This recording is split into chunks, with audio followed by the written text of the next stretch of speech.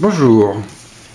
Donc après une découverte de la CNP7 qui était livrée pour rappel dans une boîte blanche avec des logos dorés, avec évidemment son câble USB, son chargeur, son kit écouteur et bien sûr le petit outil qui permet d'ouvrir les trappes sur les côtés. Voici une découverte donc un petit peu plus approfondie de la CNP7. L'appareil, donc c'est un grand appareil puisque l'écran fait 5 pouces. Vous retrouvez en haut la caméra frontale pour les selfies, le haut-parleur, le logo. C'est un appareil qui est cerclé de métal sur 3 côtés, sur le côté latéral droit comme ici, sur le dessus avec évidemment la prise jack, sur le côté droit, pardon, puisque tout à l'heure c'était le côté gauche, les boutons pour le volume, le power, les deux trappes pour la carte SIM et ici une carte nano SIM ou une carte micro SD, en bas la partie qui reste en verre et la prise micro USB.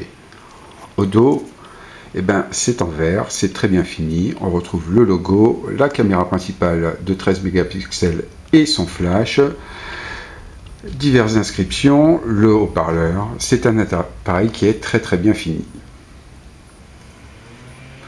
Maintenant, si on l'allume, on tombe sur le lock screen qui est très joli par défaut avec l'horloge. Si vous faites glisser, vous avez un rappel de la météo tel que je l'ai configuré et quelques applications principales qui peuvent servir comme l'agenda, la calculatrice ou alors, la lampe torche et le miroir pour se refaire une beauté. Si on veut accéder directement à l'appareil photo, regardez bien, là il y a directement l'icône. Voilà, pour déverrouiller, il y a un petit effet de soleil et on tombe sur le home principal qui par défaut comprend la météo et l'horloge, différents widgets comme celui de la galerie, de la musique, un contact principal, la recherche. Là j'ai mis le logo pour, l'icône pour aller sur Génération Mobile. Sur la partie droite qui est vide par défaut, là j'ai mis le calendrier par exemple et la musique. Et ensuite, sur la partie droite, en faisant défiler, vont s'installer les différentes applications au fur et à mesure que vous allez les installer. En ce qui concerne la barre de notification, on retrouve en haut 5 boutons, 5 toggles que l'on peut modifier avec le Wi-Fi, les données mobiles, le son, le Bluetooth, le GPS, mais si on fait glisser, on en a un petit peu plus, et si on veut, on peut dans les paramètres modifier l'ordre de ceci. Si on va dans les paramètres généraux, voilà. Donc dans les paramètres, vous avez deux onglets, un onglet avec les principaux raccourcis, mais vous pouvez aller directement sur l'écran qui recouvre tous les paramètres, Et donc là, vous apercevez qu'il y en a beaucoup, ils sont très bien conçus. Si on va à propos du téléphone, écoutez, là, on va s'apercevoir que effectivement, il y a 2 Go de RAM, que la mémoire de 16 Go, en fait, n'est pas tout à fait 16 Go. Il y en a 11,7 disponibles pour l'utilisateur, et moi, j'en ai déjà comblé pas mal avec la musique et les applications. La résolution est de 1080 par 1920. La version d'Android, contrairement à beaucoup de constructeurs chinois, c'est la dernière, c'est du 4.4.2. Et la version de l'interface, qui s'appelle Emotion UI 2.3, est la dernière faite par Huawei. Donc, la première remarque, évidemment, c'est que c'est fluide, c'est extrêmement fluide, il n'y a rien à dire de ce côté-là, ça déroule bien. Sur un appareil de ce niveau, c'était tout à fait ce qu'on attendait. Ensuite, vous remarquez en bas, il y a 5 raccourcis. Par défaut, il y en a 4, mais moi, j'ai pu en glisser un 5e grâce à la résolution de l'appareil. Et vous avez, par exemple, un petit dossier là, dans lequel j'ai mis toutes les applications Google, encore que WhatsApp ne soit pas tout à fait une application Google. En ce qui concerne les performances de l'appareil, écoutez, le chipset, c'est bien, vous avez déjà pu le lire, c'est un chipset qui n'est pas du tout connu, c'est un chipset maison, mais si on lance un toutou, on va s'apercevoir que le score est de 25 639. Oui, ce que de 25 639, ce qui est peu par rapport aux derniers appareils de chez HTC ou LG ou voire Samsung, mais ce qui correspond tout à fait au haut de gamme de l'an dernier. Hein. Et donc le score est excellent et ça explique pourquoi l'appareil fonctionne très bien. À titre d'exemple, si on regarde sur cadran, pourquoi cadran? Parce que le test est plus court. Si je fais tourner le benchmark,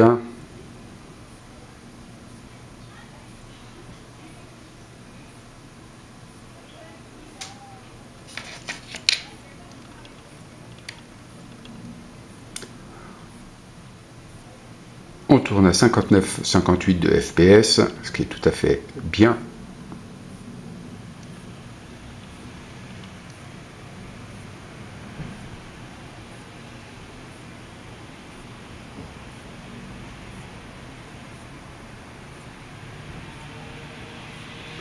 C'est presque terminé. On va accepter, bien sûr, d'envoyer les résultats sur Internet pour avoir... Voilà, yes. Et on a un appareil qui est à 7300, ce qui, comme je vous le disais, légèrement moins que le S4 de l'an dernier, mais quasiment pareil.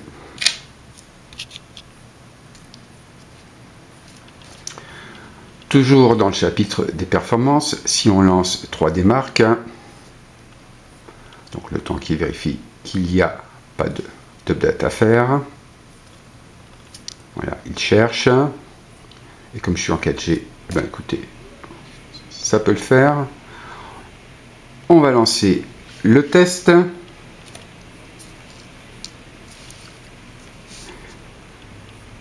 Qui va nous permettre de vérifier la qualité de l'écran et aussi la qualité sonore.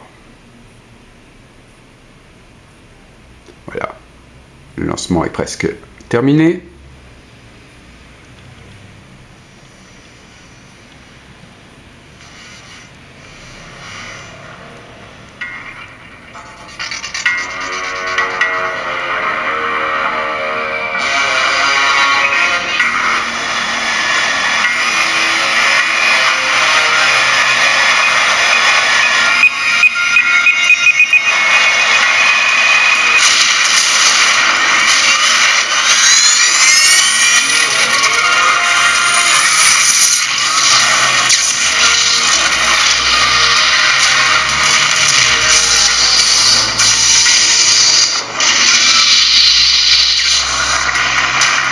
Comme vous le constatez, le son est bon, assez puissant, et l'image a un piqué irréprochable. Regardez, si je bascule légèrement, c'est tout à fait agréable.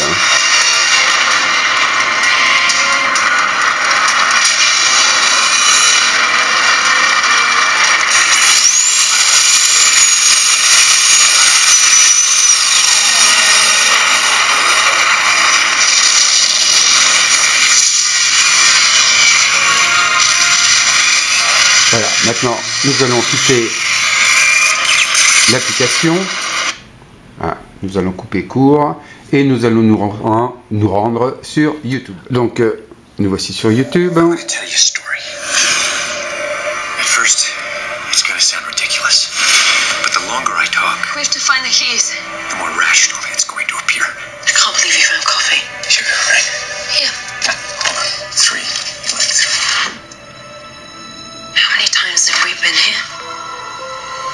How many times? For me, it's been an eternity.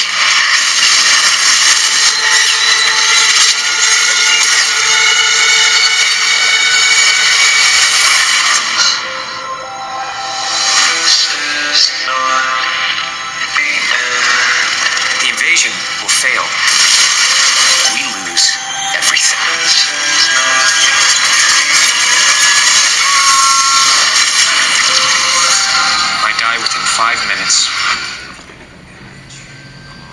Et donc là, on s'aperçoit que l'image a une qualité irréprochable, comme on l'avait vu dans le test auparavant.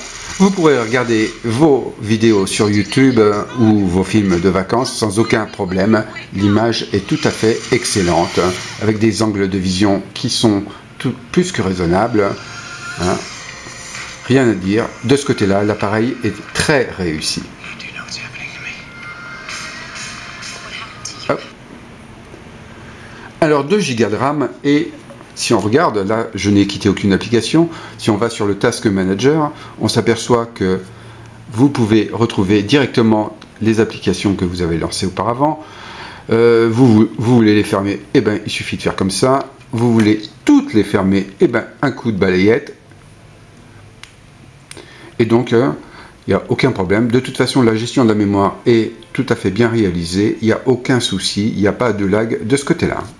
Dans les paramètres, donc vous avez les paramètres classiques.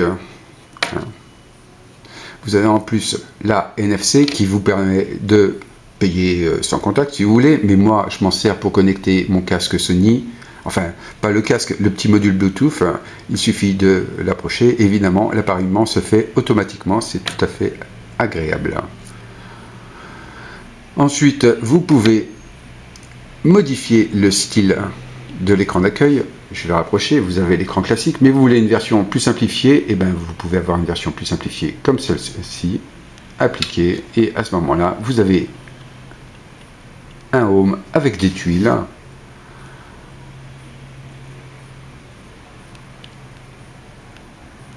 Ce n'est pas tout à fait Windows Phone, évidemment, hein, mais ça permet d'avoir une utilisation facile. Style de l'écran, je vais revenir sur l'écran classique d'Android. Voilà. La gestion de l'appareil, eh bien écoutez, au niveau de la batterie n'est pas très importante, hein, mais elle permet de tenir largement la journée. Qui plus est, c'est très bien géré. Pourquoi je dis que c'est très bien géré? Parce que lorsque vous avez des applications qui sont en arrière-plan et qui consomment beaucoup, eh bien écoutez, l'appareil vous le rappelle et vous dit attention, celle-ci consomme beaucoup, pas beaucoup, et vous pouvez les fermer. Pardon, hop, je vais retourner sur les paramètres. Alors, ces derniers temps, j'ai eu beaucoup de travail et pas vraiment eu le temps d'utiliser mon appareil. Et donc, on s'aperçoit que là, je suis encore à 61% de batterie, avec la majeure partie de l'utilisation, évidemment, c'est de la veille, et 61%, alors que pendant une journée et une heure, je n'ai pas rechargé mon appareil. Bon, donc ça permettra de tenir la journée certainement. Par contre, si vous regardez fréquemment des vidéos où vous jouez beaucoup, là c'est sûr que l'utilisation sera plus restreinte. Et si vous êtes sur internet en 4G comme moi, à ce moment-là, évidemment, l'appareil consomme beaucoup plus.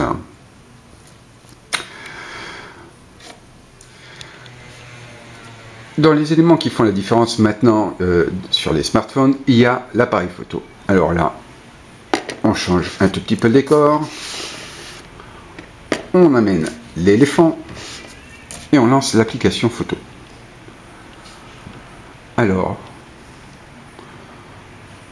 en qualité macro, la mise au point n'est pas toujours forcément très rapide, mais ça marche bien.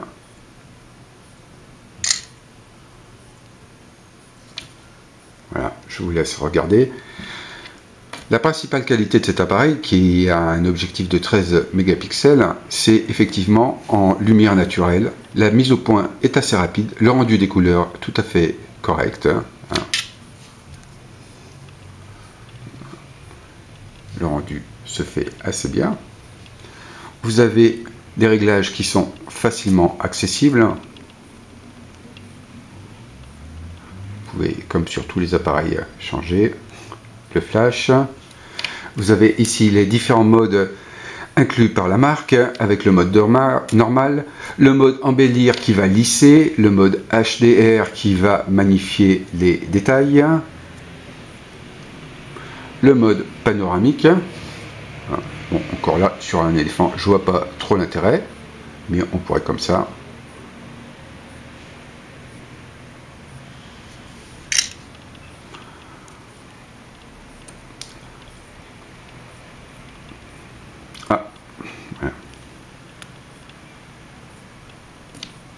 Et je reviens, si vous voulez tatouer votre photo, ça veut dire que vous pouvez rajouter des choses. Bon, il y a pas mal de petits détails. Voilà, tatouage, je suis ici, 30 mai, voilà, bon, 30 juin, 30 juillet, comme vous voulez. Voilà, ça y est, la mise à jour, la mise au point, c'est faite. En ce qui concerne l'appareil à selfie qui est ici, donc celui-ci a une résolution bien plus importante que celle de ses camarades et permet de faire des selfies de qualité. S'il y a un mode qui permet de faire des groofies, c'est-à-dire que vous pouvez rajouter différents personnages dessus. Bon, moi, je ne suis pas un adepte du selfie, donc je ne vous ferai pas vraiment une démonstration, mais ça fonctionne bien. Donc la principale qualité de cet appareil, c'est que tout fonctionne bien lorsque vous êtes dans des conditions de lumière satisfaisantes. Par contre, évidemment, là, c'est un petit peu plus difficile quand les conditions de lumière sont plus faibles. Alors vous me direz, il y a le flash, bien sûr, hein, mais si on veut faire des photos sans flash, là, c'est un peu moins bon. Et comment on s'en aperçoit? Vous n'avez qu'à regarder sur le site.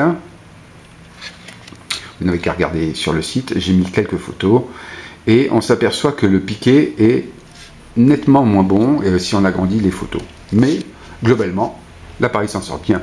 Bon, alors en conclusion, que dire? Eh bien écoutez, c'est un appareil qui fonctionne bien, hein, qui fonctionne très bien, qui au niveau de la connectivité fonctionne plus que parfaitement. Hein. Donc là, en fonction de votre opérateur, vous aurez un débit plus ou moins important, mais l'accroche réseau est bonne. La fonction téléphone, eh bien écoutez, le son est clair, il est propre, hein, ça fonctionne bien. Les SMS, il n'y a pas de souci, les MMS évidemment non plus, ça c'est des fonctions basiques sur lesquelles maintenant il n'y a absolument plus à revenir. Là, on va laisser les groupes tests terminer ses calculs. Et voici, donc là, vous voyez, bon, on n'est qu'à 27 000 kilobits, on peut monter à beaucoup plus haut, suivant l'opérateur et suivant l'heure de la journée, surtout à laquelle vous vous connectez sur l'antenne. Plus vous êtes nombreux, évidemment, plus c'est difficile. Bon, c'est donc un bon appareil qui fonctionne bien. C'est un bel appareil, rien à dire, je l'ai montré à mon entourage, à mes collègues. Pour mes collègues féminines, mais aussi pour les hommes, il n'y a rien à dire. L'appareil est tout à fait classieux. Le dos, évidemment, en verre, est aussi de qualité. Et là, à contrario d'autres marques qui viennent d'Asie, ça ne fait pas toc du tout. Ça fait même très classe. C'est un bel appareil, c'est un bon appareil. Reste à savoir s'il se vendra aussi bien que le P6. Eh bien, écoutez, il était annoncé à la conférence à 449 €, mais il semble bien qu'à partir du 2 juin, on puisse le trouver sous la barre des 400 €, et je pense qu'il descendra encore un petit peu, ce qui devrait lui assurer un large succès, et donc ce qui permettra à la marque peut-être de conserver son rang de 3e vendeur de smartphones dans le monde. C'était Génération Mobile sur la scène P7. Merci.